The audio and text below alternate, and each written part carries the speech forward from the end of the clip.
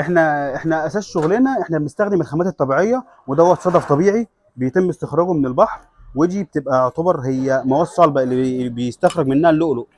احنا طبعا الجماعه الصيادين لما بيخرجوه احنا بس يا دوبك بنشتريه منهم، بيكون هو بقى بتنضف من الايه، من اللحميه اللي جوه منه، ونبدا بقى ايه ناخد الاطباق ديت، ايه ناخدها على المكنه بتاعتنا، عشان خاطر هي بتبقى ايه مستخرجه من البحر، فبتبقى ايه بتبقى مراحل شاقه جدا،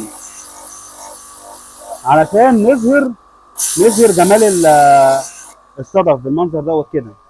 نبدا نظهر ايه جماله ايه قطعه قطعه. بعد ما احنا بنخلص الصنفره كده اهوت، بنبدا نقطع الصدف دوت على مكنه ثانيه، ونقطعه بمقاسات حسب التصميم اللي احنا عايزينه. احنا جينا صممنا عايزين منظر الدايره، منظر الشعيره، منظر المربع. بنبدا نقطع الكلام ده كله على مكنه ثانيه، او نقطعها مرابيع بالمنظر ده كده اهو، عشان نبدا ايه نلزقها. دي مرحله من ضمن المراحل.